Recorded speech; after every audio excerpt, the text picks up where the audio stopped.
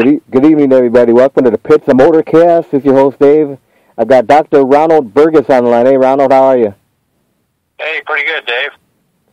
So, Ronald, tell us, when did you start your drag racing career? How long ago?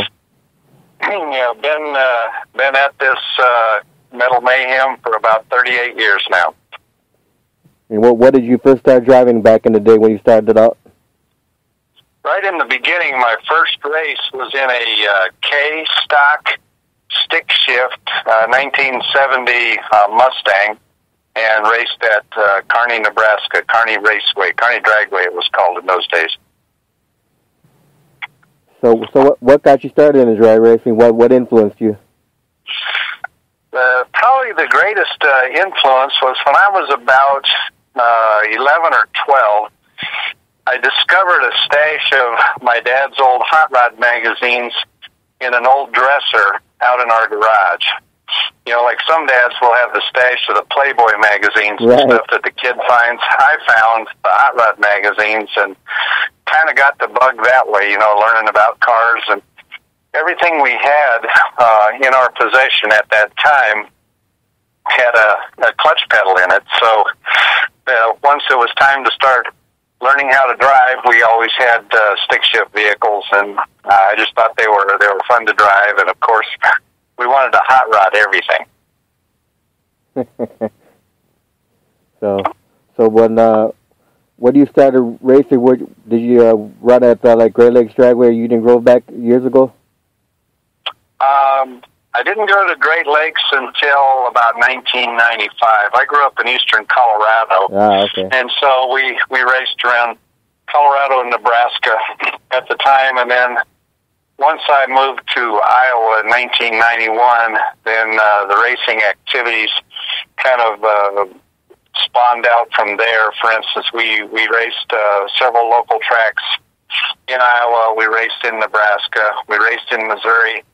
We raced in Kansas. We raced in Illinois and Indiana and so forth. And then occasionally we would have an event at a place like Great Lakes, Union Grove, Byron, places like that. And then also during the years that I traveled and toured with IHRA Superstock, we went, greater distances, mostly east and south.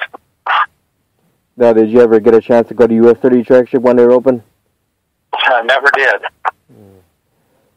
Yeah, that's what my dad first started to take me when I was about 4 or 5 in the 70s to US 30 drag strip. Oh yeah, that's a legendary place. You know, every so often I still see friends post photos from US 30. You know, just really a legendary old drag strip. Yeah, it's like Great Lakes is a legendary drag strip too. It is indeed. You know, Great Lakes is a very interesting place to race. At the time that I raced there, Broadway Bob was still doing all the promoting and stuff, so it was a real kick to race at Great Lakes. It had some great races there over the years. Yeah, I keep telling everybody I interviewed, there'll never be another Broadway Bob. I think you're right about that. The sunglasses and the can of beer, he was a classic. Holy shit. He and Animal Jim, I think, must have bought their sunglasses from the same place, because those two guys had the most outrageous, cool sunglasses. Then seeing Broadway Bob sitting on the nose of the Green Mamba jet car. Yeah. Yes, I know that photo. What a famous image. Man. Then the Dragonator he used to have. Yes. So how's your racing season been going so far? So far, actually, a reasonably good season. You know, you always think in the beginning of the season that you've got everything right in order, lined up, ready to go. I always try to take my engines in to be freshened early enough in the winter, and almost every time it never works out. For instance, this year, took the engine out of my Dave Schaefer Pro Stock Mustang 2 last fall, took it out to be freshened, and it got freshened up. First pull on the dyno, had damage to the cylinder head, so had to plug in the spare motor in the Dave Schaefer car this year. Similar things happened to my engine for my Superstock Maverick. So even though we think that we've got it lined up, sometimes those things interfere. But despite all this, we've had some success. We've gone some rounds. Won a stick shift event with the Ozark Mountain Super Shifters here in the Midwest last month, and just generally having some fun, and looking forward to some more racing before the season's up. Now, you were out at the World Series at Cordova, right? Yep, I was there with the Midwest Nostalgia Pro Stock group out of Chicago. My friend Mark Pappas, Mike Root, Mike Rappo, and the guys, and we had quite a good time with that. That was a very nice show. It was great to have the World Series event return to Cordova, where it's been for 63 of the 64 years it's run, and it was really well attended. Great crowds. Lot of enthusiasm, a lot of interest in the Nostalgia Pro Stock cars. It was really overall terrific event. Now, you yourself, you won't run with both of them Midwest Nostalgia Pro Stock Association, do you? Yes, I'm kind of the ultimate free agent, I guess. I've raced with several of the different associations, and I like all the guys.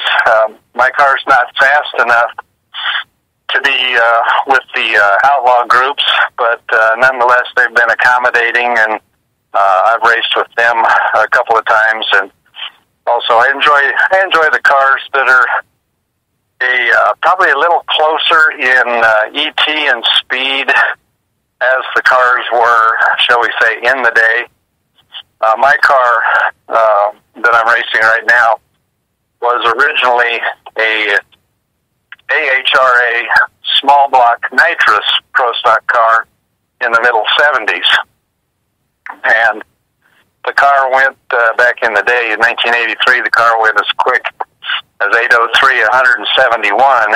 And without nitrous, currently it'll go in the 830s at 160. So it's really pretty close as far as just being normally aspirated now.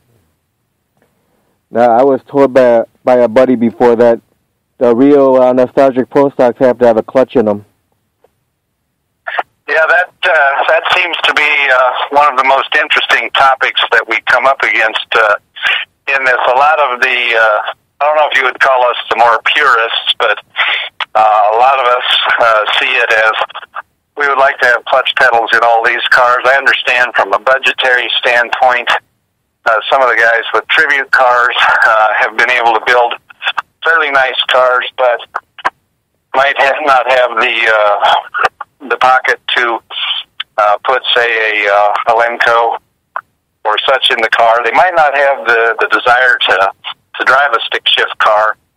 I think the stick shift cars are probably a little more unpredictable, but we feel like it's really much more of a driver's car when you're controlling the stick and the pedal. Did you run at Great Lakes last weekend with the other group? I did not. I had intended on racing with the Rocky Mountain Stick Shift group out of Julesburg, Colorado. My home track, Julesburg drag strip, is actually currently the oldest still operating drag strip in the United States. Our friend Todd Borowski has done a great job over the last 11 years with that particular track.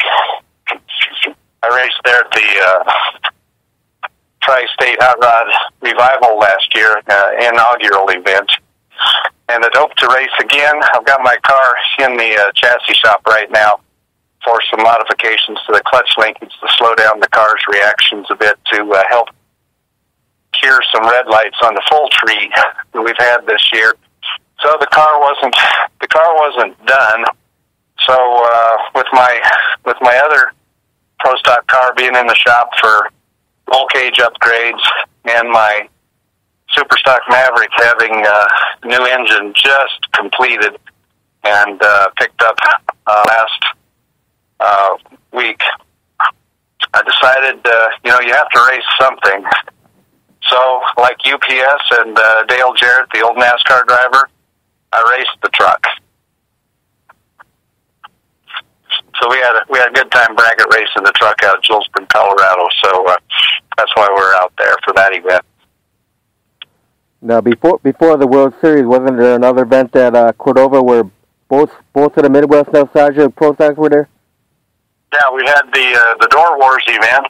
And you actually mixed the drivers up, right? You went against each other. Yeah, we were there at the Door Wars event, and also they'll have another event this fall, the Oktoberfest, coming up on September 30th. That's always a great event. So I'll be there with my Ozark Mountain Super Shifter stick shift circuit guys, and we'll probably have 25 cars or so it'll be a good turnout. In addition to there also being some nostalgia pro stock cars there, I'm sure. Yes, at Door Wars, you actually mixed and matched two groups, right?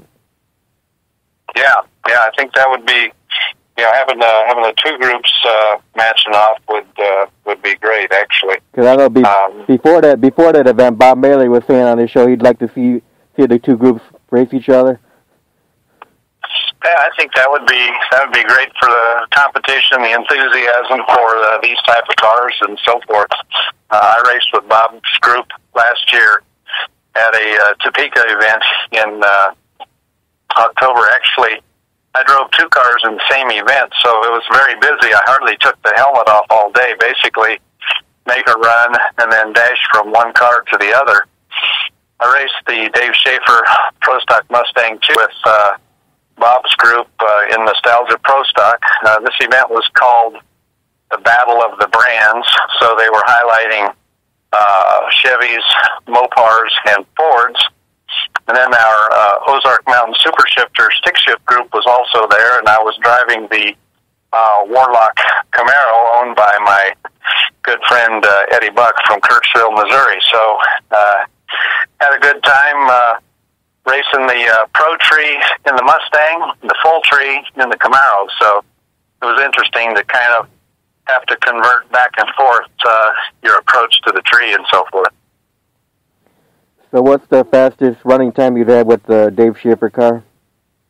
Gone 8:30 at 160 with the Dave Schaefer car. In the quarter mile, it's gone as quick as 5:23 at 135 in the eighth mile. So for being still a small block car, it's and normally aspirated, it's been reasonably respectable car, I think. So how many crew members do you have for the Dave Schaefer car? I have my regular crew chief, Gary Pearson. Gary's a 69-year-old guy. He's been around drag racing and Fords for almost 50 years.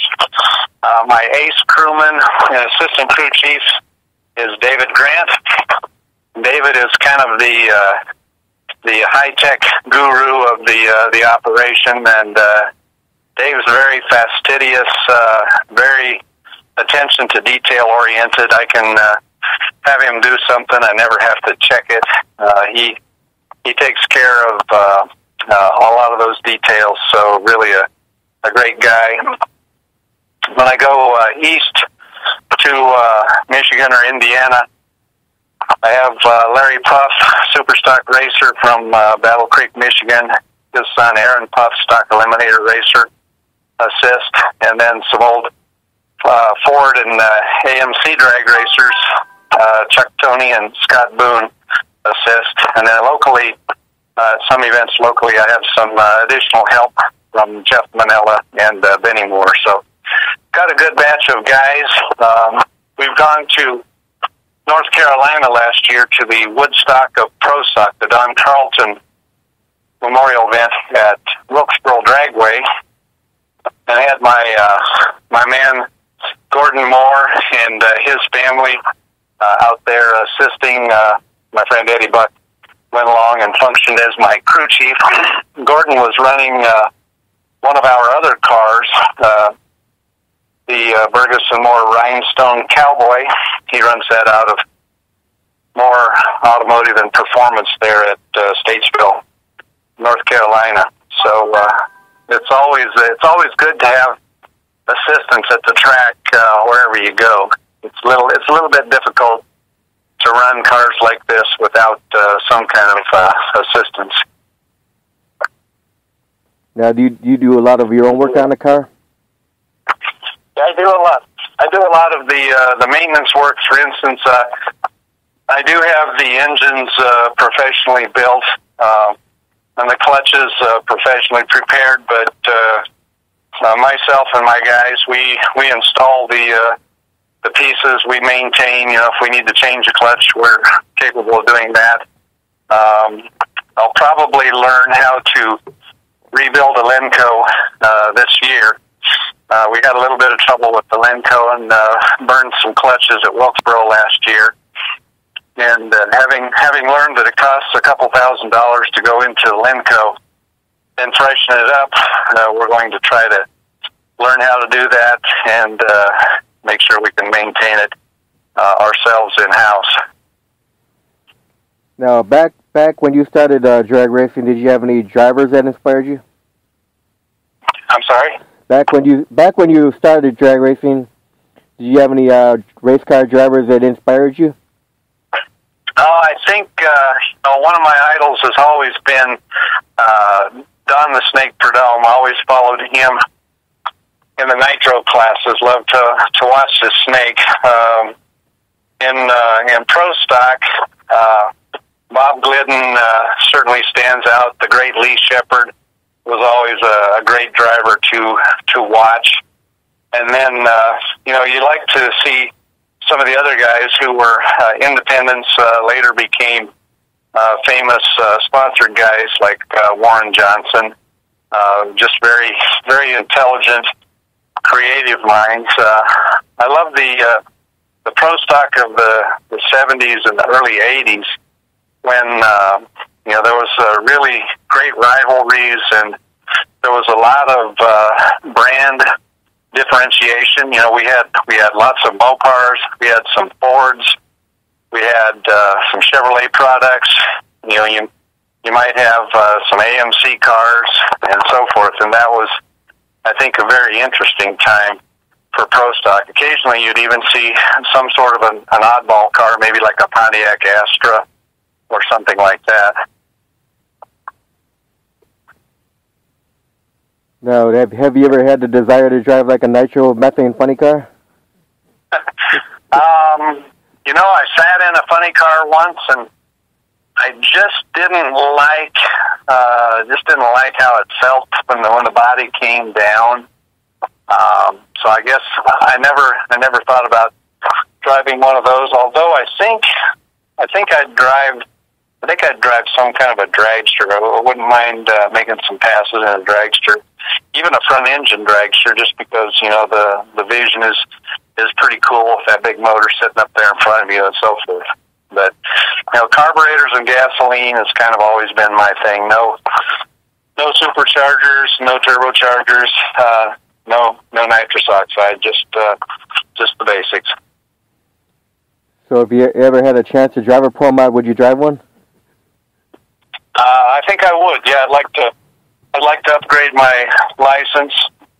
I may have a chance later this year to step into a really quick car and upgrade the license, possibly do a little bit of racing in that. That's kind of under the hat, but I guess with this interview it's out of the hat. But that's something that I've been toying with and we've talked about with the car owner and so forth. It's an 1,800 horsepower car with 800 plus inch engine in it, so the car would be probably a 630, 218, 220 mile an hour ride. So I'm sure you just couldn't step in and hit the loud pedal. It would be a thing of making some laps, getting some seat time, and then eventually working up to it. Oh, you can run with the Chicago Wise guys. That's true. That is true. Yeah, Pete Demos, great guy. He's been doing it for 23 years now. Yeah, I think something like that. Yeah, great group of guys though. Yeah. Now, at the World Series, Pat Moosey was driving Pappas' car, right? He was. It was actually really great to have Pat there. You know, of course, Pat's an old pro stock driver himself and legendary engine builder. And when Mark Pappas mentioned that the ringer was going to be in the car, you know, we were all excited to see what Pat was going to do. We were hopeful that that the heir to the Baby Ruth candy bar fortune, Mike Ruth, would put a light on him and really make him work for it. But Pat looked like he hadn't missed a beat since he vacated the seat years ago. He did a nice job driving Mark's car. Of course, the car was a well-prepared car, and he fit in it like with it. He even, I think it may have been, I think this thing may have been really well orchestrated because Pat even fit into the driving suit. So, you know, it was almost like poor Mike didn't have a chance. It was a conspiracy from the beginning. Yeah. So, Ron, what are your favorite tracks to run on? Oh, let's see. Probably, I really like some of the smaller tracks. Actually, it was a lot of fun to race at Union Grove back in the day. Byron is a great track to race at. I really enjoyed racing at Tulsa. We had some good luck at an event at Tulsa this year. That's a great old track. 8th mile tracks, you don't get any better than my friend Gerald Kramer's Eddyville Raceway Park, Eddyville, Iowa. Just an outstanding all-concrete track here in southeast Iowa. Cordova, where the World Series is held, is a very nice historical place to race. Wilkesboro, I think Wilkesboro could be on my list of places to visit again. Really enjoyed Wilkesboro, and probably one of the most fun places I ever raced was Norwalk, Ohio, when we were IHRA Superstock racers. Just terrific facility there at Norwalk Raceway Park. We have some outlaw tracks here in the Midwest that are great fun. Pound for pound, you won't get any more people or any better show than US 36 Raceway, 8th mile track at Osborne, Missouri, owned by our good friend Mike Franks. They will have thousands of people lining the fences, pickup trucks back up against the fences, people drinking beer, just really an old school outlaw 8th mile track that puts on great shows. Has the Ozark Mountain Super Shifters there a couple times a year. Has 10.5 tire cars. Has 8.5-inch tire cars with absolute lunatics driving boosted cars there. You know, 900,000 horsepower Mustangs and so forth, carrying the hoops on 8-inch slicks, you know, out to 200 feet. Just ridiculous stuff there at US 36. So, also a place that we're going to be going a little bit later this month, Central Illinois Dragway at Havana, Illinois, is just a great old track, and that's where we ran our best time in a Dave Schaefer car last year. Was at Central Illinois. Just a lot of fun, terrific nostalgia events that they put on there. They'll have gassers. They'll have nostalgia pro stock cars. They'll have stick shift cars like the Ozark Mountain Super Shifters. They'll have former U.S. Nationals champ, top alcohol driver Chuck Baird, and front engine, top alcohol dragsters, fuel altered, funny cars, the whole bit. It's really a great little track to race at. Yeah, a lot of the tracks are starting to bring the nostalgia pro stocks into the tracks nowadays. Yes, I think. Now, my personal observation is, I think we've got maybe 5 to 10 good years for this kind of a show to be popular. There's still there's older guys and gals who remember these cars when they were first being raced, and they still come to the track. There's guys like me who are a half a generation younger who remember watching them, maybe crewed on them or got lucky enough to go someplace where they were racing them originally, and now we've got the bug, and we've got the wherewithal to be able to field one of these cars. Trying to, I think the real struggle in drag racing is trying to keep the next generation interested in these kind of cars. It's almost like we have to grow our own fans, raise our own offspring to drive these things. So hopefully it'll survive, a good while yet longer, because it's neat to see these cars out and running. I have another old Pro Stock car that was one of the first 7 Ford Pintos commissioned by Ford back in 1972, when they started using the Pinto to answer Grumpy Jenkins' first tube chassis Vega that he ran so successfully there in 72. So Ford commissioned this particular run of Pintos from Wolverine chassis there in Michigan. My Pinto was number 7 in that series. Car was owned by Ernie McEwen, who was a guy who worked for Ford Experimental. Ernie had been a mechanic on some Team Thunderbolt drag cars back in the 60s, had tuned cars for people like Doug Nash, and Ernie was the guy who actually built the first prototype Boss 429 Street Mustang for Ford Experimental before Carcraft in Brighton, Michigan took over the contract to custom build these semi-complete Mustangs, turn them into Boss 429s. So Ernie and his driver, Floyd Williams, competed in this Pinto. The Pinto went through a number of owners before I bought it. Had a very neat lineage, and we could just show the car and cackle the car, but I think it's more interesting to watch these cars go down the track. So my Pinto right now is over in Streator, Illinois, at Doug Schmidt's Pro Stock Restorations and Recreations shop.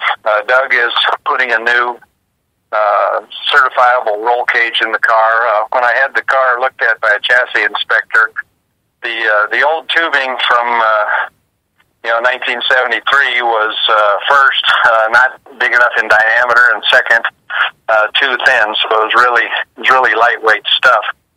And Doug has his own Pro Stock Pinto that he's restoring to race. There was a Gap and Roush car from 1976, also a Wolverine chassis. So since his roll cage had come out so slick, and my car being identical in chassis, it made perfect sense to have Doug get the nod to put the new roll cage in the car. And he's doing some other things. He's retrofitting the car with a Scott's rod, Scott Lieber built one-piece 72 model front end. The car had been updated by the second owner who had it, famous Washington State racer Jim Van Cleve Jr. So he updated the car from a 72 to a 78, and then the car was raced that way in pro stock, later in BFX, kind of comp eliminator racing for a number of years. It was sold in 1984 by Jim Van Cleve to my engine builder, Monty Green, top sportsman ace and champion out there in Division 5 country, Haxton, Colorado. Monty raced the car with a Power Glide in a 351 Cleveland and Super Gas for about 5 seasons before he bought Ray Ackland's old 1983 AHRA small block Mustang Pro Stocker to compete in Super Comp. The car then went to Bob Yoke out in Virginia, I believe. And Bob raced the car at a local 8th-mile track, got the bug really bad, Bob's Ford dealer, and he and his son John Yoke went on to spend a bunch of money, went IHRA Mountain Motor Pro Stock Racing, and won some world championships there. Bob sold the Pinto to Steve McGinnis in Parkersburg, West Virginia. Steve raced the car for a number of years and actually owned the car, I think, longer than anyone. Steve had the car over 20 years before I bought the car, coming up on about 5 years ago. So that car will be fun to drive. You know, the Dave Schaefer Mustang 2 is only a 98-inch wheelbase. I think the Pinto's a 94-inch wheelbase. So you plug 800 horsepower into 94 inches. I think things are going to get exciting for quite a while. I was able to purchase the original, actually, Lemco 4-speed for my Pinto that Ernie McEwen had originally bought and ran in the car. Talking to his second owner, Jim Van Cleve, he still had that transmission on the shelf in his possession, and I was able to buy it 31 years after he took it out of the car. So we had legendary Pro Mod racer Animal Jim Foyer over there in Lacan, Illinois, fresh in the CS1 Lemco, and we've got a couple of vintage Cleveland high port pro stock engines waiting in the wings, and one of those will probably find its way into the frame rails. Sounds good, Ron.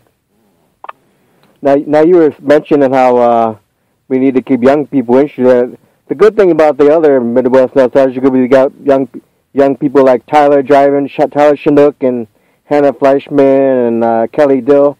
Yeah. Yes, it is. You know, it is nice to see a few new drivers coming along. I know the fan interest seems to be there. I can tell you this from our line of cars in Nostalgia Pro Stock at Cordova at the World Series. It was very busy with people coming by asking about the cars. I know I signed about 400 of our giveaway hero cards for various fans and so forth. So you just hope that they'll keep coming out to the races, and that some of those folks will eventually maybe become drivers and car owners, car builders in their own right. Yeah, and hopefully those young drivers like Tyler Chinook and Hannah Fleischman, they'll keep going for a long time. Yep. I think they have opportunity to have a lot of good race time ahead of them. Yeah, I think a lot of people like that Kelly Dill, the Bunny Burkett car, right? Yeah, things like that.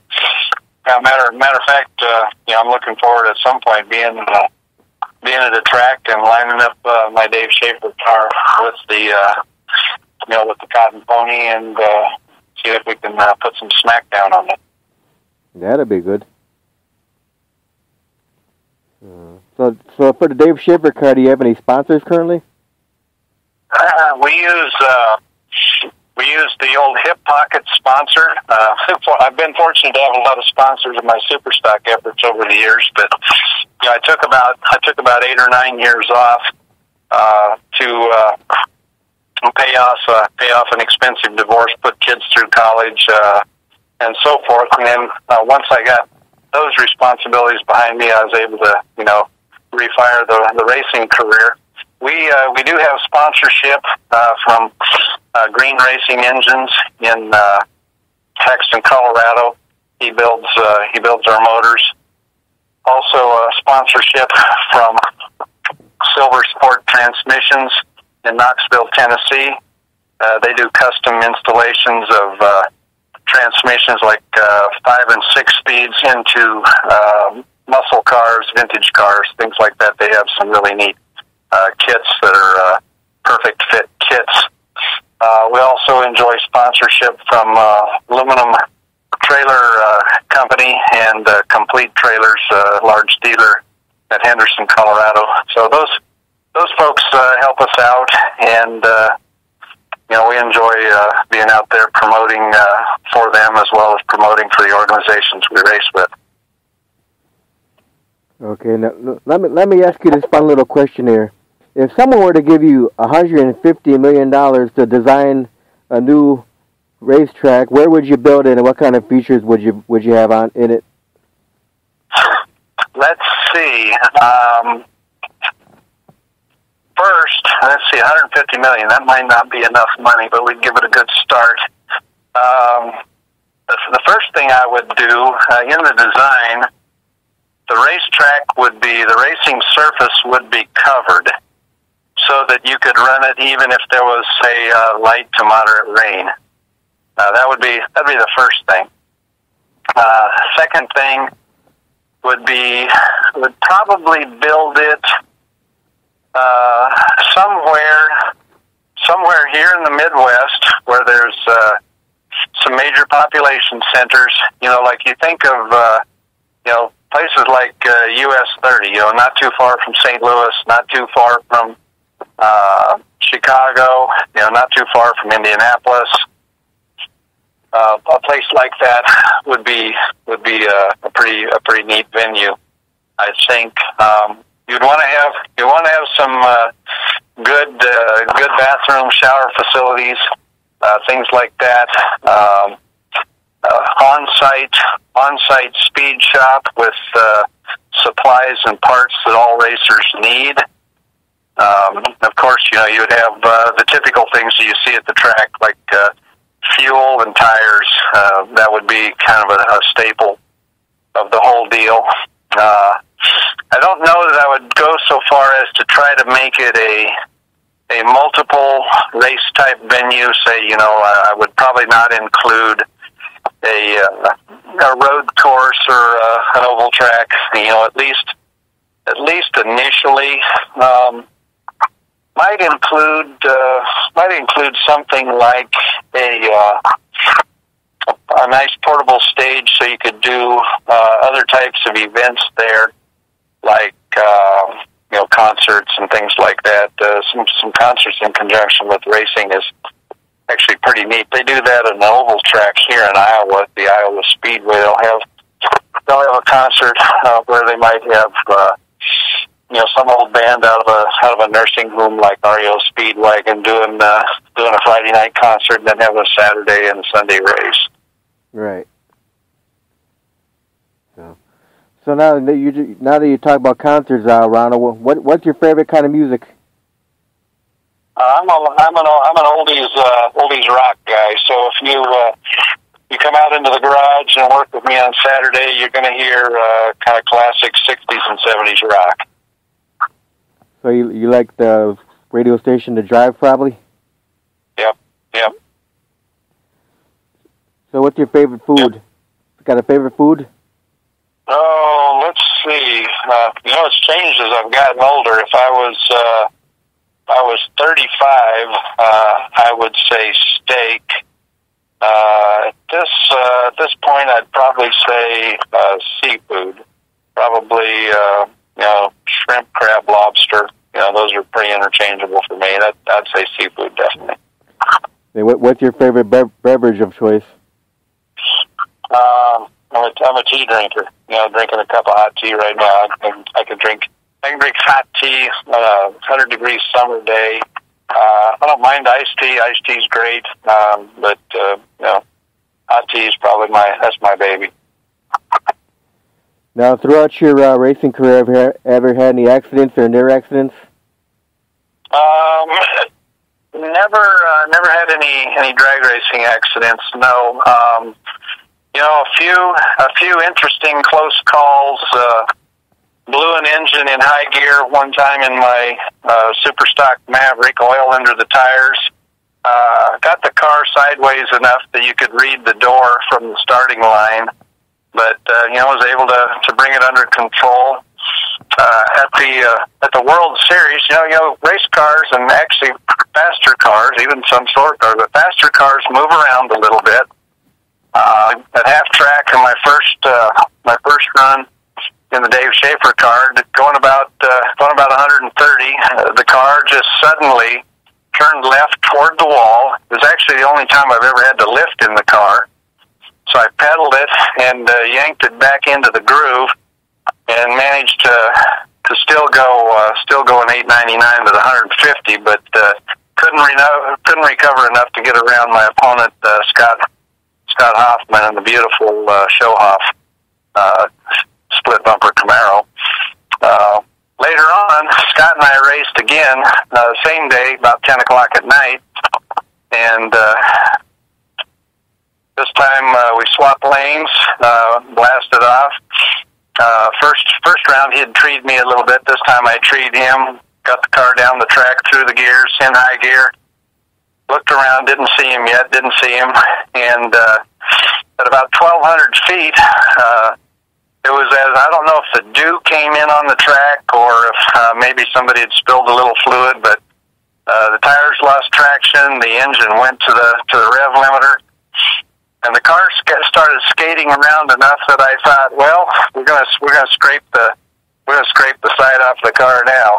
But I pitched the parachute out. I just put an air launcher on the parachute the week before, and it straightened the car out, and still managed to hold Scott off for a 858 to an 860 win on that particular one. So those are the only really close calls we've had. Fortunately, I really try to pay attention to the equipment and maintain everything, and keep the most up-to-date safety equipment, engine diapers and all that kind of stuff that we should have, and been fortunate.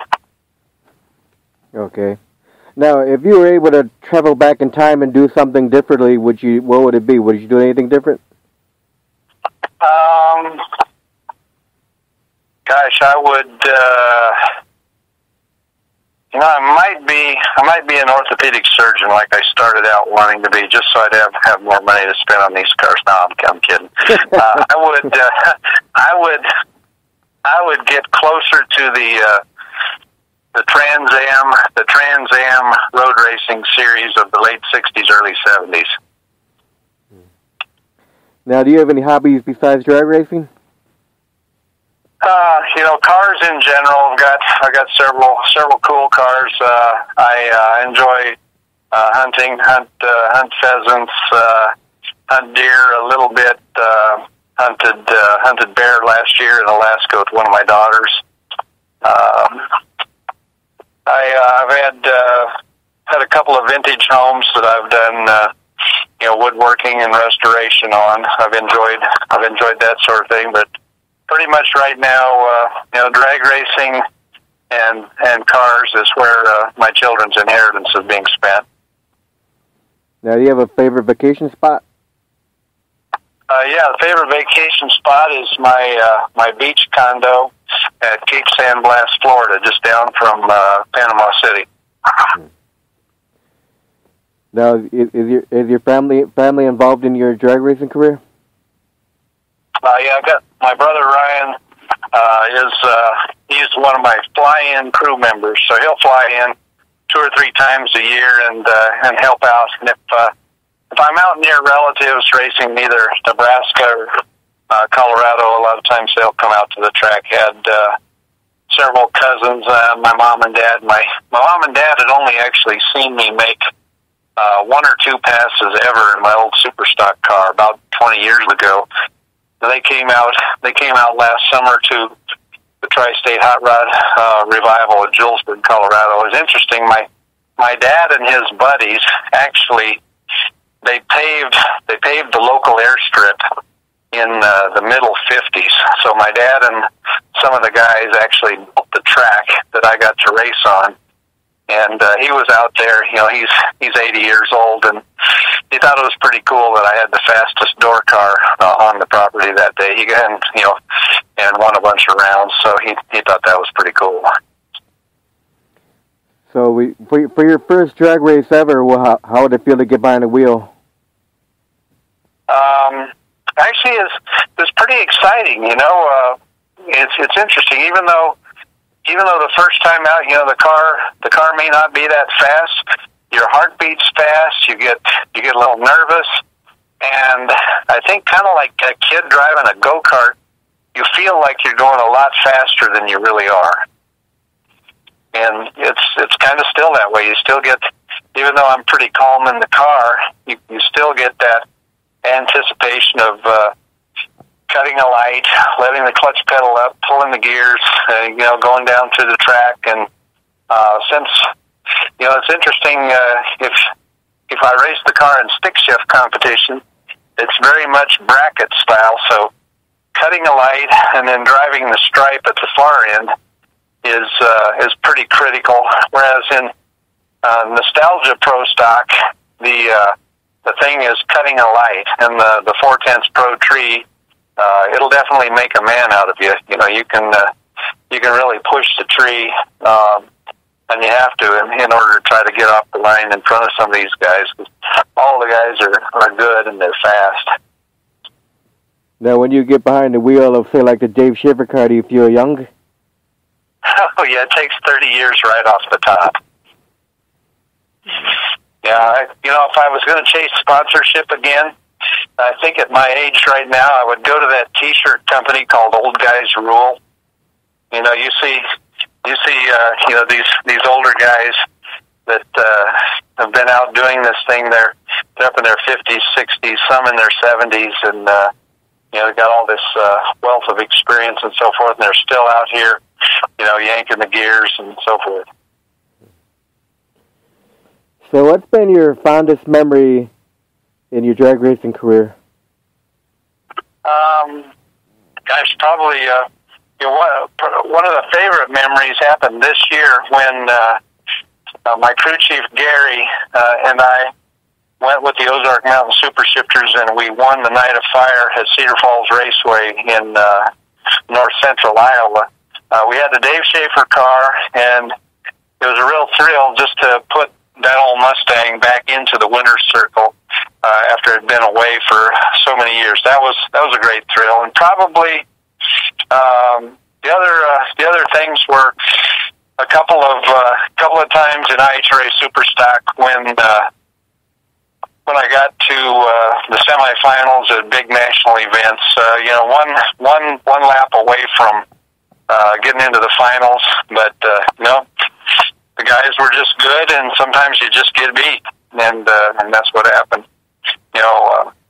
Had a really good race about 21 years ago down at Bristol, Tennessee, at the old Thunder Valley, and that was something that I always wanted to do, was go race at the old Thunder Valley before they either tore it down or changed it. Of course, it's been had a ton of money spent on it at Bruton Smith and the guys, and it's a great venue still, but it was a lot of fun racing at the old Bristol. Now, Ron, you want to run through the remaining events scheduled for the year for you? Sure.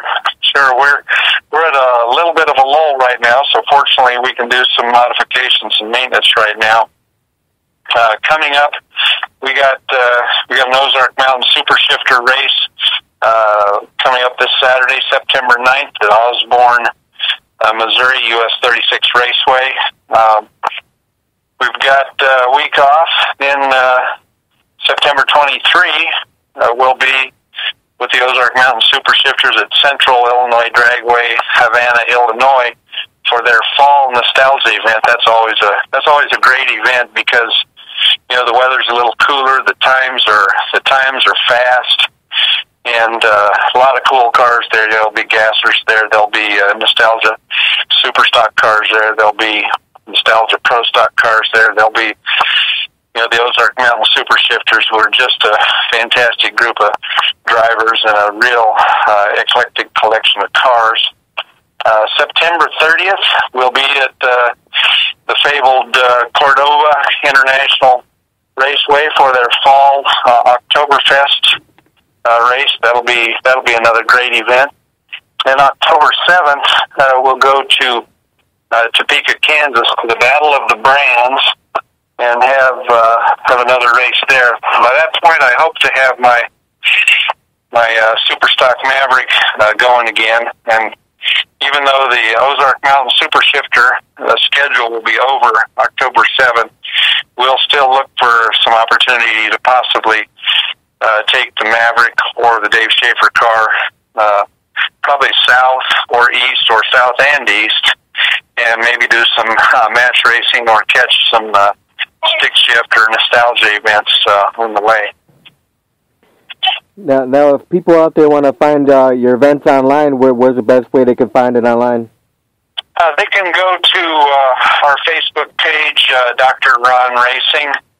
We also have a page for the Dave Schaefer AHRA Pro Stock Mustang 2. And to follow the progress on our Pinto Pro Stock, they can go to MacEwen, M-A-C, capital E-W-E-N, MacEwen and Williams Pro Stock Pinto. So we keep the Dr. Ron racing page updated pretty regularly. Okay, now Ron, do you have any last words for all the fans that are listening? Well, just happy for everybody to tune in. Really glad for them to be a part of this, and also, thank them for coming out to the various tracks and meeting the drivers and supporting the events. Well, Ron, I'd like to thank you very much for your time for the interview, and I wish you the best of luck with the rest of the race season. Thanks a lot, Dave. Great to speak with you. You have a good night, Ron. You do the same. Bye-bye.